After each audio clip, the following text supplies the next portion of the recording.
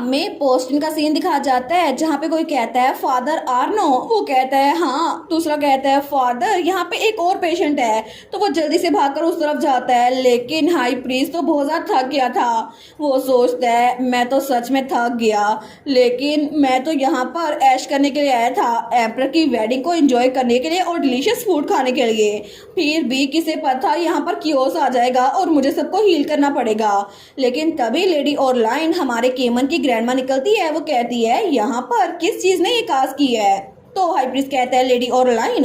तो लेडी ओरलाइन कहती है यहाँ पर तो कुछ वक्त से कॉमन कोल्ड भी नहीं फैला था, फिर अचानक से प्लेग कैसे फैल गया, ये तो बहुत ज्यादा अजीब बात है। मुझे लगा था ये सब कुछ ईगो स्वार्ड की ब्लेसिंग की वजह से हो रहा है, लेकिन अब ईगो स्वार्ड यहाँ पर नहीं है तो फिर से उसका इन्फ्लुएंस कम हो गया है। तो हाई प्रीस्ट कहता है माय लेडी, आपको अपनी नोज को प्रिकॉशन के तौर पर कवर करना चाहिए, ये हैंकर चीफ मैंने ब्लेस की है। वो कहती है नहीं, मैं बिल्कुल हेल्दी हूँ, मैं ठीक रहूंगी। तो वहाँ पर बाकी लोग भी आए थे। वो कहते हैं माय लेडी, आपको थोड़ी कॉशन करनी चाहिए, ये कोई नेचुरल इलनेस नहीं है। तो लेडी ओरलाइन कहती है इसका क्या मतलब है। हाई प्रीस्ट कहता है बिल्कुल, ये कोई आम सी बीमारी नहीं है, मेरी होली पावर भी इसको बड़ी मुश्किल से क्योर कर पा रही है और डिवाइन पावर का बाकी पेशेंट पे कोई भी असर नहीं है। तो वो लोग कहते हैं कहीं ऐसा तो नहीं कि पूरी की पूरी टेरिटरी पर किसी ने मैजिक किया हो। तो फिलिक्स भी कहता है मुझे ऐसा नहीं लगता, कोई भी मैजिक इतनी डिसीज काज करने के काबिल नहीं है, कोई भी फिनोमिना जो ऐसा हो सकता है वो टेम्पल से कनेक्टेड होगा। तो वो सारे घूर के हाई प्रीस्ट को देखते हैं। हाई प्रीस्ट सोचता है पहले मेरे पास कम काम है जो ये सारा काम मुझे दे रहे हैं, लेकिन वो कहता है फिलिक्स ठीक कह रहा है, असल में एक ऐसी डोमेन है जो ऐसा मैजिक इन्फ्लुएंस कर सकती है, उसे हम क्लेमिटी कहते हैं और ये सब कुछ क्लेमिटी की वजह से होता है जिसको हमने पहले सील कर दिया था, लेकिन वो ये बीमारी नहीं फैला सकता जब तक उसका कोई वेसल ना आ गया हो। तभी हाई प्रीस्ट कहता है एक मिनट, कहीं इसका ये मतलब तो नहीं कि एक और ईगो स्वॉर्ड सामने आ गई हो, एक स्वॉर्ड जिसको डेविल ऑफ क्लेमिटी ने ब्लेस किया हो। तो लेडी ओरलाइन कहती है आखिर हिज मैजेस्टी इस वक्त कहाँ है। तो एंड्री कहता है वो यहाँ पर पहुंचने वाले हैं, उन्होंने मुझे कहा था मैं उनको रिसीव करके आऊं। तो वो कहती है ठीक है, अभी की सिचुएशन अनफेवरेबल है, तो जब हिज मैजेस्टी से मिलो तो उन्हें पोस्टिंग ना आने का कहो और जहाँ वो हैं उन्हें वहीं रुकने का बोलो। एक बार सबको सेटल हो गया तो हम कम्युनिकेशन ऑफ के जरिए उनसे कॉन्टेक्ट करेंगे। वो कहता है जी मैं समझ गया। तो लेडी ओरलाइन कहती है हाई प्रीस्ट, क्या इसको सोल्व करने का कोई तरीका नहीं है मैजिक आर्टिफैक्ट या डिवाइन पावर के जरिए। तो वहाँ पे पेशेंट्स को खांसी आ रही थी। वो कहता है नहीं। तो वो कहता है नहीं, डिवाइन रैली के खिलाफ इंसानी एबिलिटीज बिल्कुल इम्पॉसिबल है। अभी के लिए हम अपनी उम्मीद लेडी रीना की ईगो स्वार्ड पे रख सकती हैं, क्योंकि अगर दोनों डिवाइन रेलिक्स हैं तो एक दूसरे को न्यूट्रलाइज कर सकती हैं, चाहे टेम्परेरी क्यों ना हो। तो लेडी ओरलाइन कहती है टेम्परेरी मतलब ये परमानेंटली खत्म नहीं होगा। तो हाई प्रीस्ट कहता है बिल्कुल, चाहे अभी या बाद में, मुझे लगता है कि बहुत बड़ी जंग होने वाली है जो दोनों ईगो स्वार्ड्स के दरमियान होगी, लेकिन वो ईगो स्वार्ड है कहाँ पर हमें ये नहीं पता। लेकिन उसी पल कांगसीना भागते हुए आती है। वो कहती है प्लीज कोई तो हमारी हेल्प करो, प्लीज मुझे बचाओ। तो लेडी ओरलाइन कहती है तुम अभी तक यहाँ पर हो, तुम्हें कैपिटल लौट जाना चाहिए। वो कहती है मेरा हस्बैंड उसको एक बोलने वाली तलवार ने निगल लिया, वो उसकी तरह एक्ट कर रहा है। तो वो लोग सोचते हैं बोलने वाली तलवार, कहीं ऐसा तो नहीं कि ये वही तलवार है द स्वॉर्ड ऑफ क्लेमिटी, क्या उसने क्राउन प्रिंस को ओवरटेक कर लिया है। लेकिन दूसरी तरफ हमें हमारा केमन और हमारी रीना दिखाई जाती है। तो केमन कहता है रसल ने हमें यही रुकने के लिए कहा था, हम उसका इंतजार करते हैं। वो कहती है सच में, लेकिन हम लोग पहुंच नहीं गए, हम आगे बढ़ जाते हैं। तो हमारा हीरो कहता है हमें अभी तक ये पता नहीं चला कि जिसने हमारी टेलीपोर्टेशन के साथ इंटरफेयर किया था वो कौन इंसान है। अगर वो इंडिविजुअल अभी भी पोस्टिंग में हुआ तो हमें अपने आप को तैयार करना चाहिए। हमारा सोचती है अच्छा ये बात सच तो है, केमन एक एम्परर है तो उसके बहुत ज्यादा दुश्मन होंगे। तो तभी वहां पर काउंट रसल भागता हुआ आता है। वो कहता है लेडी रीना योर मैजेस्टी, मैं बहुत ज्यादा खुश हूँ कि आप दोनों अनहार्म्ड हैं। हमारन कहती है सर रसल आप कैसी हैं। वो कहता है मैं बिल्कुल ठीक हूँ, मैं तो आपके लिए खाना भी लेकर आया हूँ, आप तो भूखे होंगे ना। हमारन कहती है वाह सैंडविचेस और पंपकिन सूप, मैंने पता नहीं कितने लंबे अरसे से प्रॉपर मील नहीं खाई। तो हमारा हीरो कहता है क्या पोस्टिंग में कुछ अजीब हुआ है। वो कहता है वेल एक बहुत बड़ा मसला है तो सही, असल अगर मैं आपको बताऊं तो एक एपिडेमिक डिसीज पोस्टिंग में फैल चुकी है। वो लोग सोचते हैं क्या एक एपिडेमिक। तो रसल कहता है बिल्कुल, फादर एर्नो का कहना है कि ये सब कुछ एक डिवाइन रैली की वजह से हुआ है। उनको लगता है कि एक नई ईगो स्वार्ड आई होगी जो कि क्लेमिटी की ईगो स्वार्ड है। तो तभी ये सुनकर हमारी रॉन सोचती है कहीं ऐसा तो नहीं कोई लुइस की सिबलिंग स्वार्ड हो। तो तब वो सोचती है लेकिन अगर ये ऐसा ही है तो इसका मतलब है कि लुइस अपनी सिबलिंग स्वार्ड से जो अलग हुआ था वो इतने लंबे अरसे बाद उससे मिलेगा, फिर भी इसे उससे लड़ना पड़ेगा। ये कितना बुरा है। तो काउंट रसल कहता है इसी वजह से लेडी ओरलाइन ने कहा है कि हिज मैजेस्टी आप पोस्ट में बिल्कुल मत आए। वो कहता है नहीं, ऐसा नहीं हो सकता। अगर ये कोई और ईगो स्वार्ड है तो फिर एक और ईगो स्वार्ड इसको डिफीट कर सकती है। तो हमारा एम्परर केमन कहता है लुइस क्या तुम एक बार फिर से अपनी स्ट्रेंथ मुझे उधार दोगे? लुइस कहता है ऑफ कोर्स, मैं लुइस कार्बन बॉन्टर द थर्ड हूँ, ग्रेटेस्ट स्वार्ड पूरी दुनिया की। तो हमारी रीना कहती है लुई क्या तुम सच में अपने सिबलिंग के साथ फाइट करने के लिए तैयार हो? क्या तुम ये सच में कर सकोगे?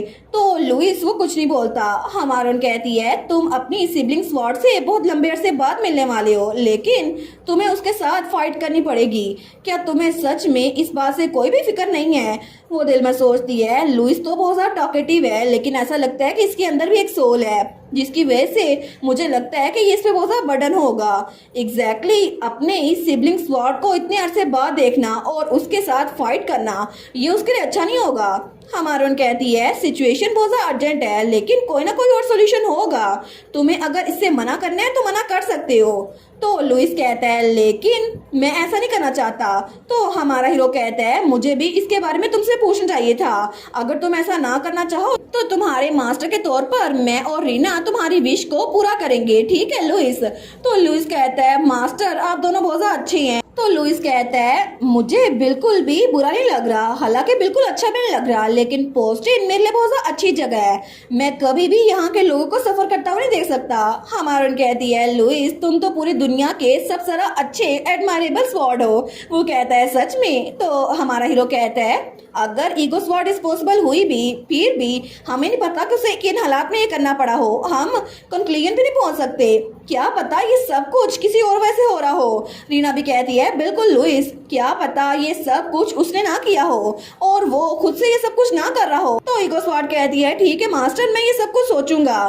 तो हमारा एम्परर कहता है ठीक है तो फिर सेटल हो गया, लुइस और मैं पोस्टन में जा रहे हैं, रीना तुम यहीं पर रसल के साथ रुको। हमारे कहती है क्या हम लोग सारे इकट्ठे नहीं जाएंगे? वो कहता है लुइस मेरे साथ है, फिर भी उस इलाके की डेंजरसनेस का हमें बिल्कुल नहीं पता, इसी वजह से मैं तुम्हें लेके नहीं जा सकता। हमारे कहती है लेकिन वो सोचती है इस लॉजिक से तो केमन को भी वहाँ नहीं जाना चाहिए। तो तभी काउंट रसल कहता है अगर यही बात है तो ईगो स्वॉर्ड को मुझे दे दे, इसको लेकर मैं आपकी जगह लड़ाई करूंगा। प्लीज आप लेडी रीना के साथ रुके ना, और मैं आपकी तरह इस ईगो स्वॉर्ड को इतने अच्छे से हैंडल नहीं कर सकता। फिर भी वहाँ पर हाई प्रीस्ट और मास्टर फिलिक्स भी हैं, तो मुझे लगता है कि हम लोग उसको हरा देंगे। हमारा हीरो कहता है रसल अपनी लाइफ को इतना लाइटली मत लो, और वैसे भी ईगो स्वॉर्ड का मास्टर मैं हूँ तो इस मामले को मुझे हल करना पड़ेगा। मैं ऐसे ही बुज़दिलों की तरह पीछे छुपकर तमाशा नहीं देख सकता, मुझे इसको हल करने के लिए आगे बढ़ना होगा।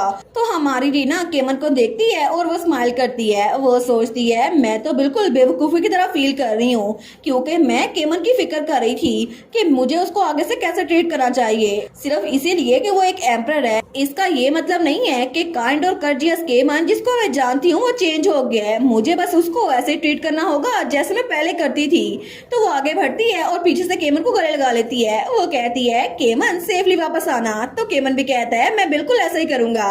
लेकिन थोड़ी देर बाद जब वो चला गया था तो रीना कहती है सर रसल क्या ये ठीक होगा कि मैं थोड़ी देर के लिए अकेली रुकूं, ताकि जो ट्रेनिंग मुझे प्रीस्ट ने दी है मैं उसको आगे बढ़ा सकूं। वो कहता है ठीक है, मैं उस पेड़ के पास खड़ा हूं, अगर आपको कुछ चीज़ की जरूरत हो तो मुझे बता दीजिएगा।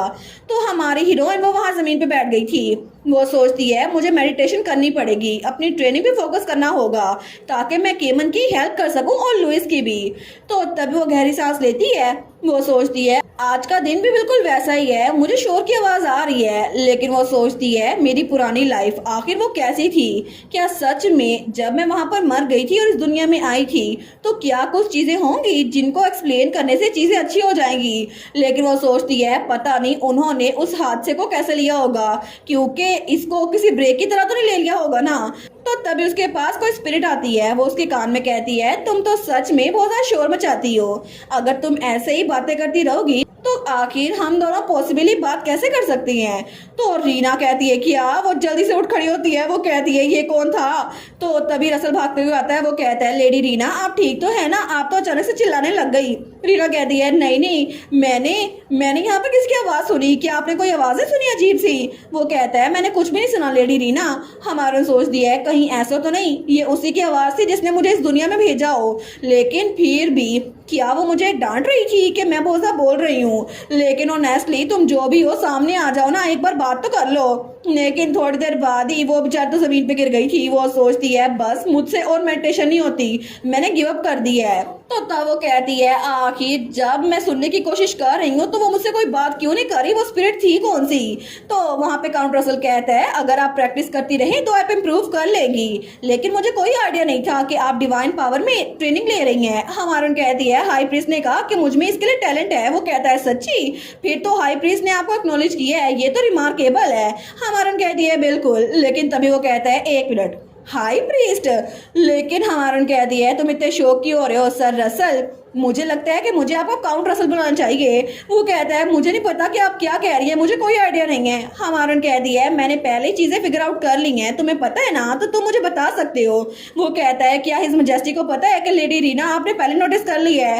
रीना कहती है नहीं, मैं प्लान कर रही हूँ कि मैं इस बात का इंतजार करूँ जब केमन मुझे खुद बताएगा। वो कहता है ठीक है मैं समझ गया, कितने सारे सीक्रेट्स है ना।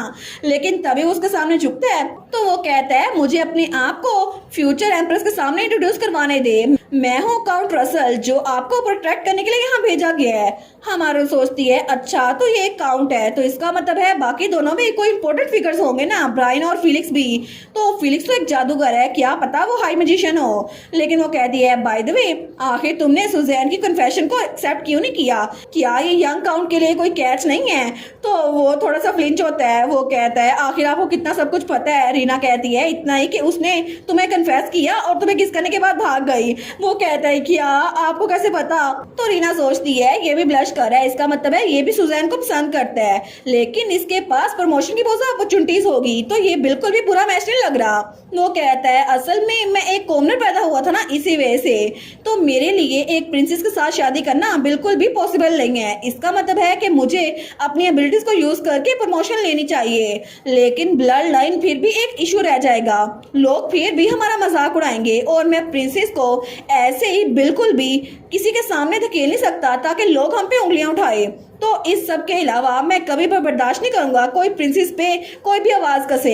तो हमारी हीरोइन सोचती है ये तो सच में सुजैन को बहुत ज़्यादा पसंद करता है। वो कहती है सर रसल आप तो सुजैन से प्यार करते हैं है ना? वो कहता है क्या? नहीं मेरी इतनी हिम्मत कैसे? हमारन कहती है आप अपनी फीलिंग्स को छुपा रही हैं क्योंकि आपको डर है कि आप जिससे प्यार करते हैं वो आपकी वजह से हर्ट ना हो जाए। आप तो उसको अपने सामने रखती हैं और आप उसकी बहुत ज़्यादा फिक्र करती हैं, बिल्कुल वैसे जैसे केमन मेरी फिक्र करता है। अगर ये प्यार नहीं है तो फिर क्या है? तो काउंट रसल थोड़ा सा फ्लिंच होता है। हमारन कहती है ठीक है ये बाकी बातें बाद में कर लेंगे, अभी के लिए चलते हैं। वो कहता है क्या मतलब, कहाँ जाना है? हमारन कहती है पोस्टन में। ऑफ कोर्स हम केमन को सारी की सारी जिम्मेदारी देकर अकेला नहीं छोड़ सकते है ना, मुझे उसकी हेल्प करनी होगी। वो सोचती है इसी वजह से क्योंकि मैं केमन को प्यार करती हूँ ना तो मैं उसको भी पीछे नहीं छोड़ सकती। और दूसरी तरफ केमन आगे बढ़ रहा था। वो सोचता है क्या ये ठीक किया मैंने कि रीना को पीछे छोड़ दिया, शायद मुझे उसे किसी सेफ जगह पे छोड़ के आना चाहिए था। लेकिन वो सोचता है नहीं रसल उसके साथ है, मुझे अपने लोगों पे यकीन करना चाहिए। तो तभी वो अपनी जेब में हाथ डालता है। वो सोचता है एक बार ये सारा का सारा मसला हल हो गया ना तो फिर मैं अपनी ट्रू आइडेंटिटी रिवील कर दूंगा और उसको प्रपोज भी करूंगा। लेकिन तभी वहां पर कुछ धुआं सा फैलता है। तो लुइस कहता है एक स्ट्रेंज प्रेजेंस वो करीब ही आ रही है, अपना गार्ड डाउन मत करना मास्टर। हमारा हीरो कहता है बिल्कुल मैं नहीं करूंगा, हमें जरा जल्दी करनी होगी ताकि हमें वो ईगो स्वॉर्ड मिल जाए और बाकी लोग की जान खतरे से बाहर हो। और इसी के साथ ये वाला पार्ट यहीं पर ख़त्म। तो आप लोग बताइएगा आप लोग को ये पार्ट कैसा लगा और वीडियो को लाइक और चैनल को सब्सक्राइब लाजमी कीजिएगा। बाकी वीडियोस का लिंक भी स्क्रीन पर नज़र आ रहा होगा तो काइंडली उनको भी चेकआउट कर ले। और thank you so much for watching my videos. Stay safe, bye bye.